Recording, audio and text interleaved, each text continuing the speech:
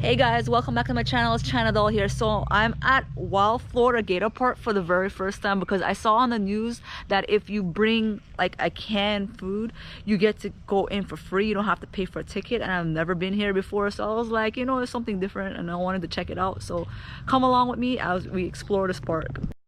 So you first come into the park, like you can see a couple animals over here. Like on this section they have some birds, so they have a macaw and cockatoo. Well, they'll probably be there if we're going all this side. So let me walk over here.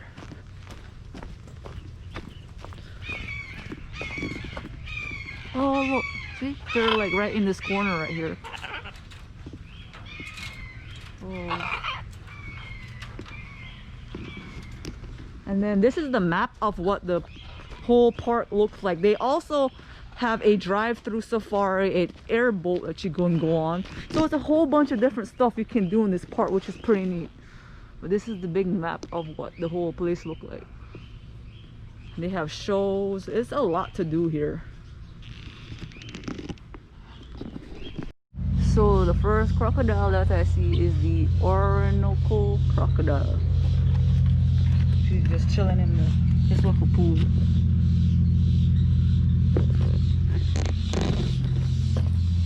And then there's another one over here. It's the Cuban crocodile.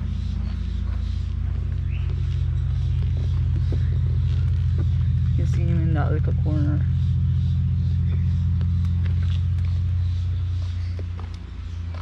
And then this section is the Morlet crocodile. So,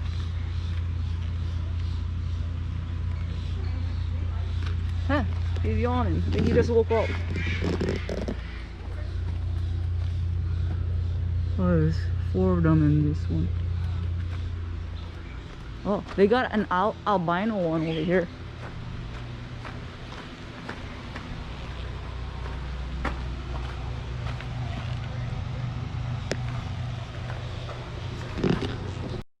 Wow, like this one section, like all the alligators are like coming toward me because they think I'm gonna give them food. Well, look at that big fat one just chilling right under the tree right there.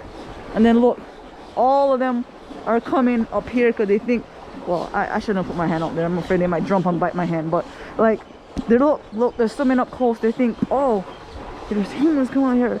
We're gonna get food.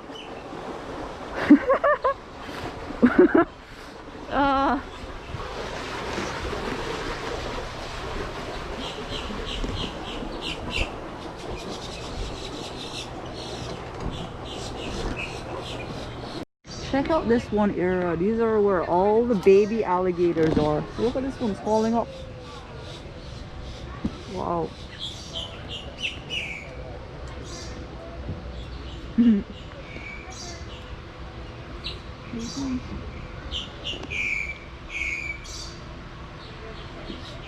So in this cage they have the red fox. So you can see 2 of them kind of like taking a nap in the back right here. What does the fox say?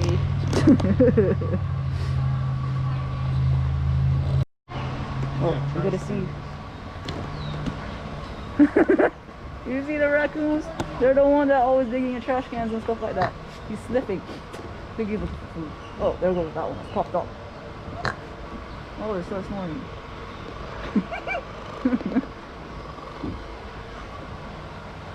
So my favorite animal here is the sloth. So they have a lineage 2-toed sloth, which he's right there hanging upside down on the tree.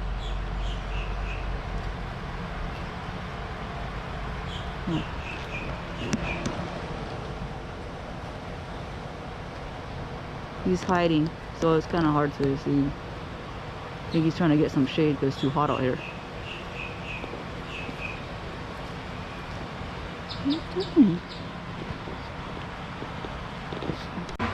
Right, of course, the first thing you think, you look at it, you're like, what is that? Oh, I got stuck on something. Here we go.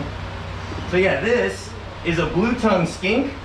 The blue-tongued skink from the north end of Australia. Oh, look, he's peeing on me. I told you guys, that was your warning right there. So again, you guys can see this guy's got a blue tongue. That's how he keeps himself safe. Right? It doesn't seem very scary to us, but this animal displays that bright blue tongue, and most predators think that he is poisonous or venomous or something. And especially when he hides his arms and legs in the leaf litter, right? Now it looks like a big snake, or at least the front half of a very big snake. And he's got that bright blue tongue, signifying that he could be poisonous or venomous. Okay, don't worry. So this is actually a king snake. And the king snake that we have here is a Florida king snake. Now, king snakes are found all throughout the US, from the east coast all the way to the west coast. There's all different species, the speckled king snake, eastern king snakes, there's the California king snake, and each of those species has specialized immunities to the local population of venomous snakes. So this right here is immune to diamondback rattlesnakes and cottonmouths. What that means for the king snake is that when this guy is a full-size, 5-foot-long Florida king snake, he can take a bite from a diamondback rattlesnake, turn around, grab that snake by the face, and eat it. It's absolutely impressive. So, for those of you that don't like snakes, get a picture of this one, remember it, so you guys can see if you have one of these around in your yard, you definitely want to keep it there because they can eliminate all of those potential predators that you don't want in your yard. Most people don't like venomous snakes in their yard. I wouldn't mind it at all. But then again, it's hard to explain the benefits of snakes to most people because a lot of times we're introduced to them on TV and we see that they're very scary and deadly and all these things. Or you might encounter a wild snake, which is one of these. So this is an American alligator, gator, alligator. It's all the same term for the same animal. There's two kinds of alligator on the planet, the American alligator and the Chinese alligator. The way you tell them apart, well, if you're in America, it's an American alligator, and if you're in China, it's a Chinese alligator. Side by side, the American alligator does get bigger. So this guy being born in Florida, they have an average growth rate of about 1 foot per year here, and that is for the first 6 years of a female's year, and for the first 8 years of a male's life. So once they grow a foot a year, once they hit that peak size, they don't stop growing, they grow their entire life. It just takes a long time and a lot of food. So when I walk around, I'll show you guys the teeth. You see, it takes a lot of food because these guys take forever to grow once they reach 8 years old. The alligator's the size of Crusher, that 13-foot one over there. He's probably around 60. So yeah, when you see a big old alligator, just remember that's like a little grandpa. This guy right here, as a young boy, is born with about 82 teeth, and he'll also die with 82 teeth because they replace them by the thousands in their lifetime. So there's black and white rough lemurs. So this is what they're doing right now. They're eating.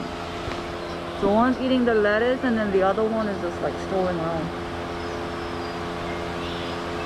Oh, he's coming closer. Oh, never mind. Oh, yep, he has to get food. Both of them. They remind me of me. You know why, guys? Because I'm always hungry. They're just like me, always eating. And then I have to show you one more thing. I know I showed you guys the sloth earlier, but I saw one that's a lot closer, and they're so cute. I don't know why. This is my favorite animal. I love seeing the sloths. So look at him hanging right here. Oh.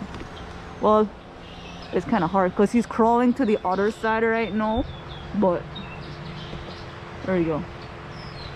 Just look at that. Looking like a monkey hanging backwards.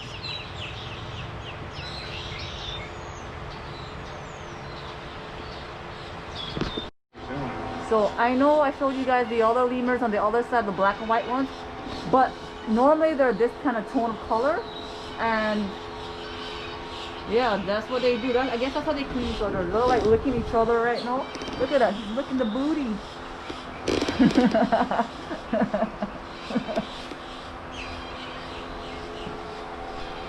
Are his ears, and he can't hear us very well. Why get him used to being touched in the face, which is a very sensitive area for the alligator? In a case of any kind of medical checkup we need to do, if there's an eye infection, something wrong with the ear, nasal cavity, or maybe an impacted tooth, Christian can quite literally put his fingers right on Crusher's teeth for a medical exam. Now this would naturally trigger the alligator to slam his jaw shut, but he's listening to that hold command and he's waiting to move until he gets that piece of chicken. Now the alternative to this training, if Crusher was not trained this way, when we had to do these kind of medical checkups, the alligator would have to be roped up, restrained, multiple people would have to jump on it. just to subdue him. So it's a lot more dangerous that way for the alligator and for the keepers as well. So this training really surpasses all of that. Now you've seen how the hold command can be used to aid us in any kind of medical checkups that we do. It can also be used for something really dumb. Christian's going to show us here. He's going to turn his back to Crusher right there, and Crusher's going to wait. He's listening to that hold command. And he gets that piece of chicken. You can hear his jaws pop closed. He's being very gentle with his jaw power right now. An alligator this size has around 1,000 pounds of crushing force per square inch. Now when he really bites down, it sounds like two aluminum bats slamming together. And you can see, even though he is a very large, heavy alligator, he can still be very agile, spin and bite the end of his own tail. Alright, you guys want to see Christian put his head in Crusher's mouth? Yeah, the kids want to see it, right? Alright, we're doing it for the kids. How do I reach these kids?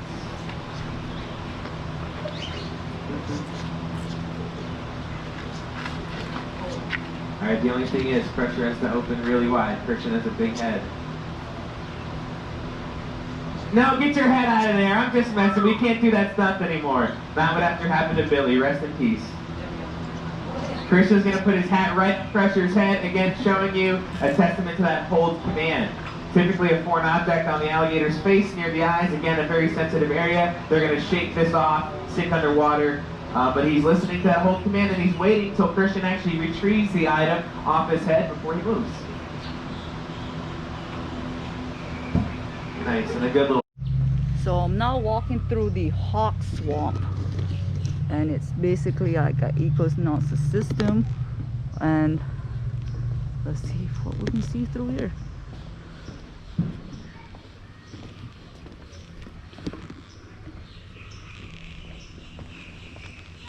You might be able to see some birds because like it shows it here, but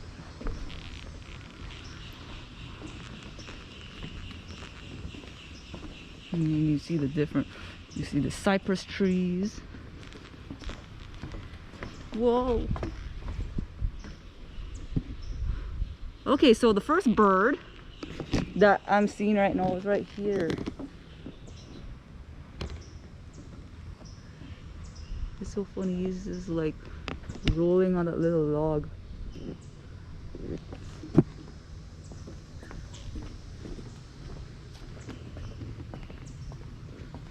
Might be some raccoons in here too, according to this thing.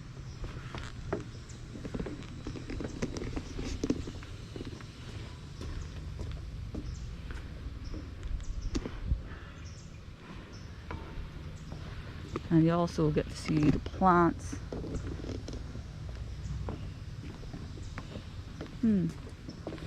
It's a nice little trail to walk through.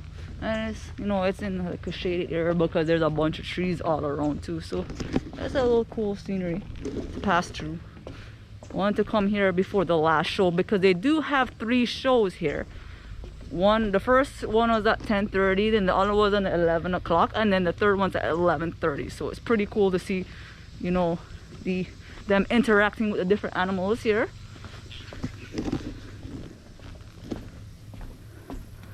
Oh, should I go right or should I go left? Decisions. And there's Long Jaws. You can see where he gets his name, and Jeremiah is about to climb his back, and there's Clyde, the West African crocodile. Clyde! Oh, Gator versus crocodile. You just saw it happen. And one thing I want to note is alligators are not working together out here, but the alligators will copy each other. And now we have 2 different species of crocodile. That's Leslie, the Siamese crocodile, and Leslie just missed it. That is one of the most critically endangered species on the planet. A little queso, and there's Warthog the alligator. And here comes Jeremiah, back round 3. Jeremiah, slam dunk. Nice, you guys have been awesome. So since you guys have been so cool. And once all 3 are performed, reward. Nice.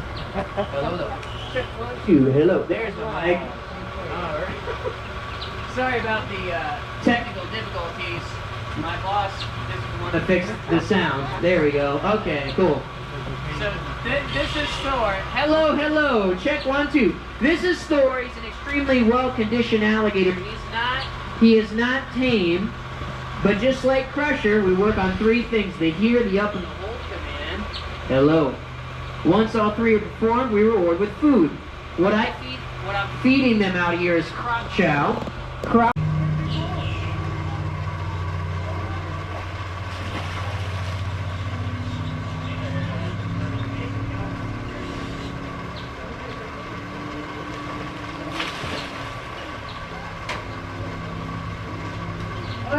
Okay, so we're going to try and talk you through the jumps, because this is a part a lot of people will get wrong in a trivia setting. Wow! Give that gator a hand person. Zilla's going to go backwards and down. And Queso going to jump off the back of the alligator. It looks like Clyde has come back around the West African crocodile. And Clyde just misses it. All along an alligator and a crocodile's jawline, they have these sensor organs help feel vibrations and movement in the water. So in midair, they can literally feel the chicken on the jawline. Alligators only have them on their jaws. Crocodiles have them on every scale of their body. So sometimes the crocodiles definitely have an advantage. So these jumps are definitely heating up out here. Gator versus Croc again. Who will win? Oh my goodness, just a little bit too short there. And it's okay if they miss from time to time, because you may ask yourself, is that enough food? Is this the only food they get? But this is plenty food, because this is not the primary feeding. This is actually the way we give our animals the option to exercise. They're lazy by nature, so this is a great way to get them moving, get them active, use their muscles, and it's enrichment, it's stimulating, and there we go, nice. So this is the king cobra snake, and look how huge and long this one is. Whoa. Oh, the glare of the sun, you can't really see it that well. Oh yeah, and I gotta show you one more thing over here. I forgot to show you guys. But I thought that was a kangaroo, but the sign, it says it's a wallaby. So it's a Bennett wallaby. And he's eating right now, or she, I'm not sure if it's a girl or a guy. But it's a baby one.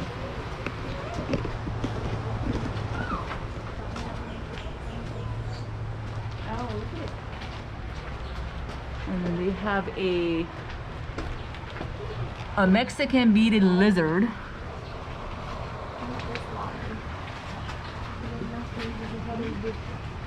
And this one is another snake, a fer de lance, which is right here. Look at him. Whoa. He's like slithering his tongue. And then the next snake over here is the white bell saw-scaled viper.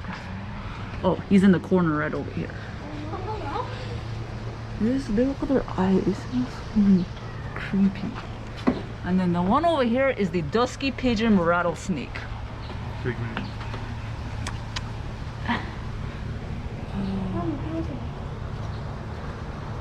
interesting. And then last, wait, actually, no, there's more. Whoa! Look at this rattlesnake. See the rattle. Yep. You see the rattle, the bottom of the tail. Whoa! Look at his head.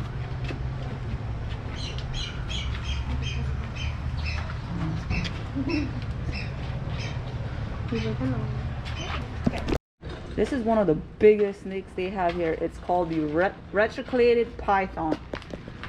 So it's kind of hard to see, but he's basically hiding under that little table back there, and it is so huge. One of the biggest snakes I've seen here. Kind of remind me of from that one movie, Anaconda. Whoa. Wild Florida Gator Park was such a cool experience. I'm glad I was able to get in free, because you just bring your canned food, seeing the different animals.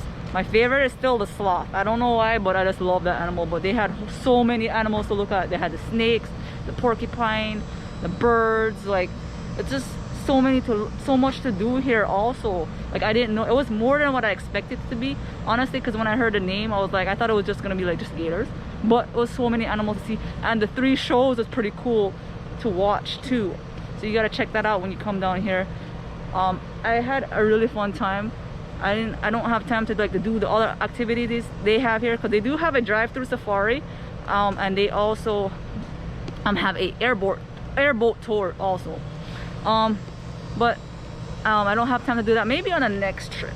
But overall, this was a fun place to check out.